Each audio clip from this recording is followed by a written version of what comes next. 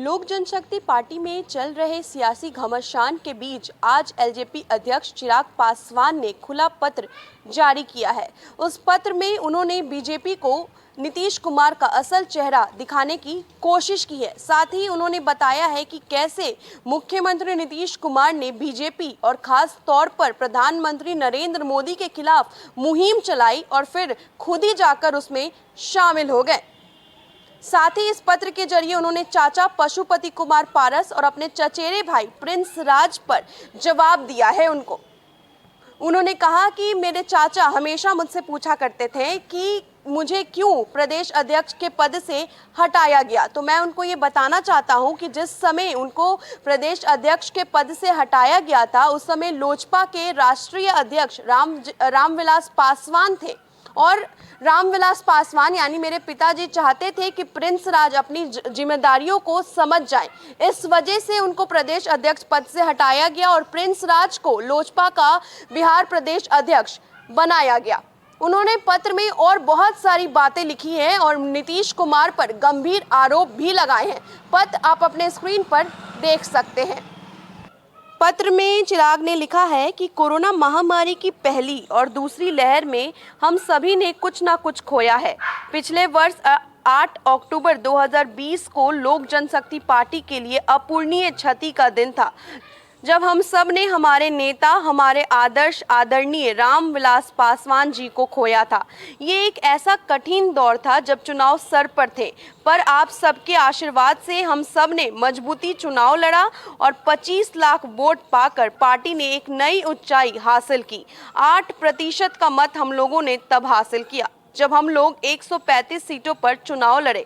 यदि बची हुई 100 से अधिक सीटों पर पार्टी चुनाव लड़ती तो यकीनन ये मत 10% से अधिक होता।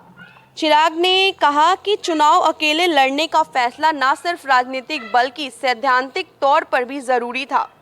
जब एक तरफ गठबंधन में मात्र 15 सीटें पार्टी को लड़ने के लिए दी जा रही थी, जो कहीं से भी तार्किक नहीं था, तो वहीं दूसरी तरफ समझौता हमें एक ऐसे राजनीतिक दल से करना था जिसकी नीतियों का विरोध सदैव हमारे नेता रामविलास पासवान जी ने किया। जनता दल यूनाइटेड ने हमेशा लोजपा को तोड़ने का काम किया। 2005 फरवरी के चुनाव में हमारे 29 विधायकों को तोड़ा गया और साथ ही साथ हमारे बिहार प्रदेश के अध्यक्ष को भी तोड़ने का काम किया गया। 2005 नवंबर में हुए चुनाव में सभी हमारे जीते हुए विधायकों को तोड़ने का काम जनता दल यूनाइटेड द्वारा किया गया।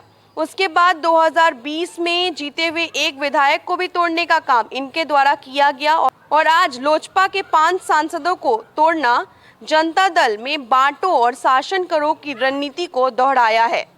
चिराग आगे लिखते हैं, हमारे नेता रामविलास पासवान जी के जीवन काल में कई बार नीतीश कुमार द्वारा उनकी राजनीतिक हत्या का प्रयास किया गया।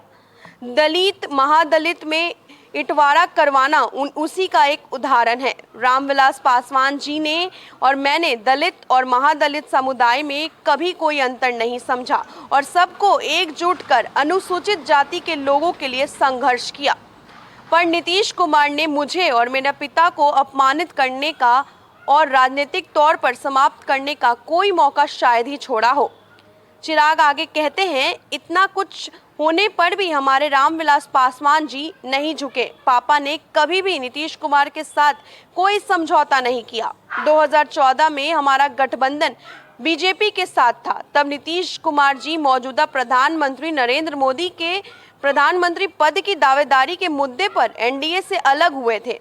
2017 में जब नीतीश कुमार वापस रातों रात एनडीए गठबंधन का हिस्सा बने तो इससे पापा काफी विचलित थे और नीतीश कुमार के साथ काम करने में सहज नहीं थे, परंतु प्रधानमंत्री नरेंद्र मोदी ने विश्वास रखते हुए और गठबंधन की मर्यादा को निभाते हुए 2019 लोकसभा का चुनाव नीतीश कुमार के साथ लड़ने का फैसला लिया गया।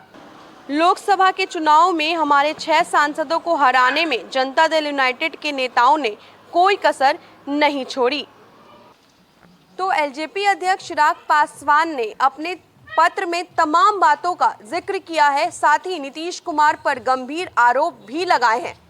आपको बताएं कि जहां एक तरफ हाजीपुर सांसद और चिराग पासवान के चाचा पशुपति कुमार पारस लोजपा में हुई टूट के जिम्मेदार चिराग के करीबी और उनके सियासी रणनीतिकार सौरभ पांडे को ठहराते हैं, तो वहीं दूसरी तरफ चिराग पासवान और लोजपा के कई नेताओं के तरफ से जनता दल यूनाइटेड और खास तौर पर नीतीश कुमार पर यह आरोप लगाए जा रहे हैं कि लोजपा के सांसदों ने जिस तरीके से चिराग पासवान से बगावत की है उसके जिम्मेदार सिर्फ और सिर्फ मुख्यमंत्री नीतीश कुमार है। आपको बताएं कि जब से लोजपा में टूट हुई है उसके बाद से चिराग पासवान और भी आक्रामक होते नजर आ रहे हैं। बहरहाल ये तो आने वाले दिन में ही पता चलेगा कि लोजपा में और क्या कुछ देखने को मिलता है। फिलहाल के लिए इतना ही। आप बने रहे फर्स्ट बिहार झारखंड के साथ। धन्यवाद।